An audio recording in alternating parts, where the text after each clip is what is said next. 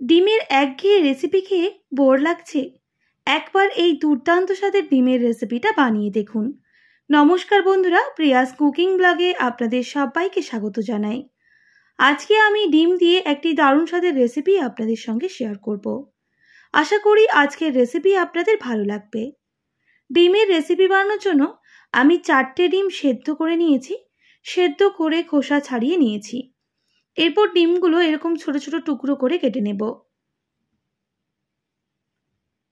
আর কেটে নেওয়ার পর ডিমের যে কুসুমগুলো আমি আলাদা করে দেব, কারণ কুসুমগুলো রান্নার মধ্যে দিয়ে দিলে সঙ্গে সঙ্গে ঘাঁটা হয়ে যাবে।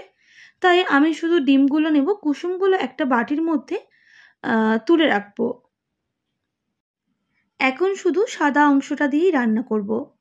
দেখুন, কুসুম আর সাদা অংশ আলাদা করে নিয়েছি। এরপর আমি সাদা অংশটা ম্যারিনেট করে নেব।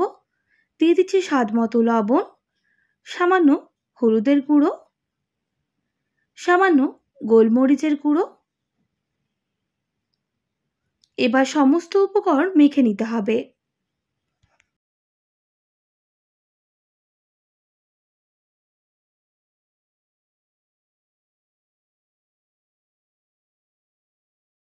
ডিমের সাথে সমস্ত উপকরণ খুব ভালো করে মেখে নিয়েছি। এরপর কড়াই বসিয়ে দেব। কড়াইটা গরম হয়ে গেলে দিয়ে দেব সর্ষের তেল। আমি আজকে রেসিপিটা সর্ষের তেল দিয়ে করছি, আপনারা চাইলে সাদা তেল দিয়েও করে নিতে পারেন। তেলটা খুব ভালো করে গরম করে নিয়েছি। এবার ডিমগুলো ভেজে নিতে হবে।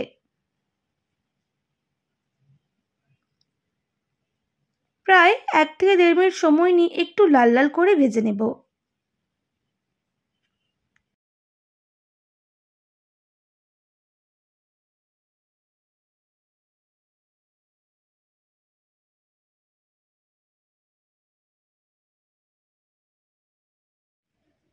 দেখুন বন্ধুরা, আমি ডিমগুলো খুব ভালো করে ভেজে নিয়েছি। এবার তেল ঝরিয়ে আমি নামিয়ে নেব।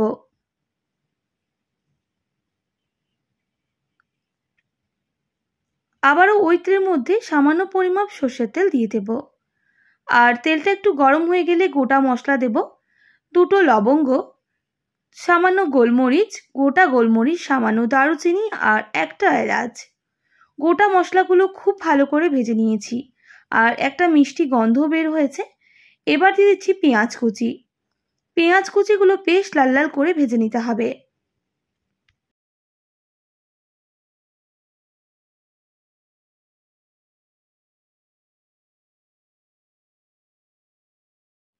পেঁয়াজটা লাল করে ভেজে নিয়েছি। দেখুন, এবার দিয়ে দেবো 1 টেবিল চামচ রসুন বাটা। রসুনের সাথে পেঁয়াজটা খুব ভালো করে কষিয়ে নিতে হবে যতক্ষণ না রসুনের কাঁচা গন্ধটা চলে যাচ্ছে।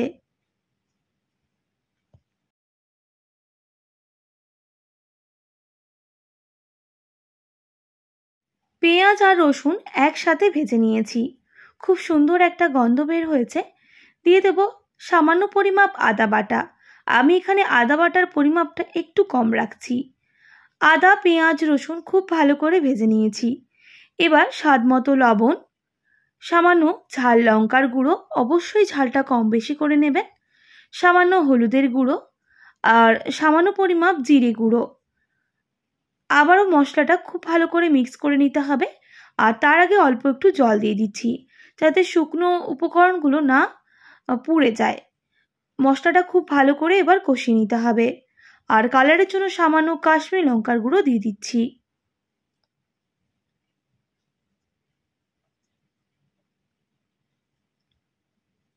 প্রায় 1 থেকে 1.5 মিনিট খুব ভালো করে কষিয়ে নিয়েছি। এবার দিয়ে দেবো একটা মিডিয়াম সাইজের টমেটো পেস্ট। আপনারা চাইলে কুচি কুচি করে টমেটো দিতে পারেন, আমি টমেটো পেস্টটাই ব্যবহার করছি। টমেটোটা খুব ভালো করে কষিয়ে নিতে হবে মশলার সাথে, তবে গ্যাসের ফ্লেমটা হাই রেখে।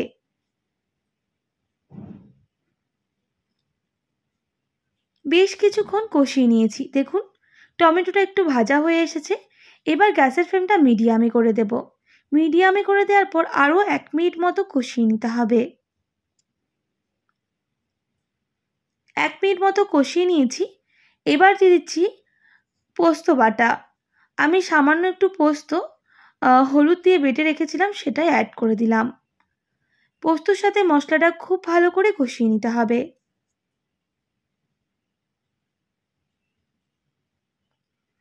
এবার অল্প একটু জল দিচ্ছি যাতে মশলাটা আরও ভালো করে কষানো হয়।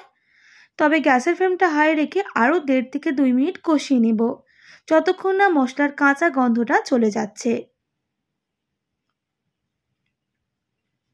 দেখুন বন্ধুরা, প্রায় 2 মিনিট মতো কষিয়ে নিয়েছি। এবার দিয়ে দেবো সামান্য ধনেপাতা কুচি, আর মশলার সাথে ধনেপাতা কুচিটাও একটু কষিয়ে নেব। আর দেখুন মশলা দিয়ে কিন্তু সাইডে তেল ছাড়া শুরু করে দিয়েছে।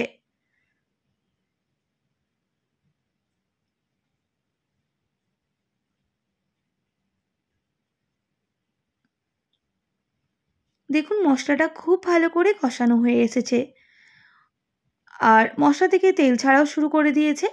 এবার আমি ভেজে রাখা ডিমগুলো দিয়ে দেব, আর মশলার সাথে খুব ভালো করে মিক্স করে নিতে হবে। আর দিয়ে দেবো কাঁচা লঙ্কা কুচি। আপনারা অবশ্যই আপনাদের ঝালটা পরিমাপ বুঝে দেবেন, যেহেতু আমি এখানে শুকনো লঙ্কারও গুঁড়োর ব্যবহার করেছি, তাই কাঁচা লঙ্কা একটাই ব্যবহার করলাম। আবারও ভালো করে মিক্স করে নিতে হবে। এবার গ্যাসের ফ্লেমটা হাই করে দিয়ে আমি 1 বাটি মতো জলের ব্যবহার করব, যাতে একটু মশলা জলটা ডিমের সাথে ফুটে আসে। দেখুন মিক্স করে নিলাম, আর আমি ঢাকনা দিয়ে ঢেকে দিচ্ছি প্রায় 5 মিনিট মতো, তবে গ্যাসের ফ্লেমটা মিডিয়ামে রেখে। 5 মিনিট পর ঢাকনাটা সরিয়ে নিচ্ছি। দেখুন কতটা সুন্দর লাগছে। আমি আবারও ভালো করে একটু নাড়াচাড়া করে নিচ্ছি, যাতে তলার দিকে চিটিয়ে না যায়।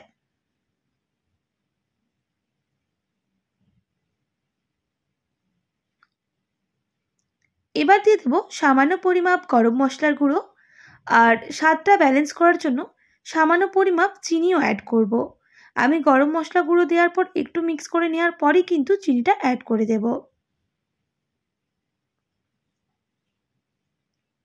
আবারও 1 মিনিট মতো হাই ফ্লেমে রান্না করে নেব, যতক্ষণ না একটু ঝরঝরে হয়ে যাচ্ছে। দেখুন ঝরঝরে হয়ে গেছে। এই সময় যে ডিমের কুসুমগুলো আলাদা করে রেখেছিলাম, সেই কুসুমগুলোই অ্যাড করে দিতে হবে, আর ভালো করে মিক্স করে নিতে হবে। কুসুম দেওয়ার পর আমি আরও বেশ কিছুক্ষণ রান্না করে নেব।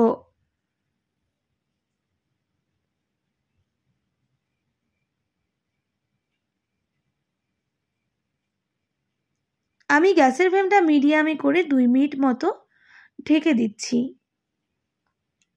2 মিনিট পর ঢাকনাটা সরিয়ে নেব। দেখুন কতটা সুন্দর আর লোভনীয় হয়েছে।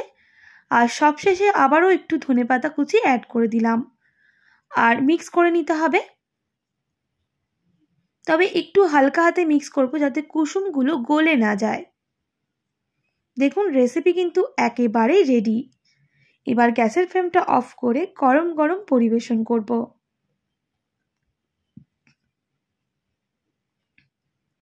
নতুন এই ডিমের অসাধারণ স্বাদের রেসিপি একবার বাড়িতে বানিয়ে দেখুন, আর কেমন লাগলো অবশ্যই কমেন্ট করে জানাবেন। যা ভাত, রুটি, পরোটা সবের সাথেই কিন্তু দুর্দান্ত লাগে, আর যারা ডিম খেতে পছন্দ করে তাদের কিন্তু আরও ভালো লাগবে। আশা করছি আজকের সহজ সরল ডিমের রেসিপি আপনাদের ভালো লেগেছে।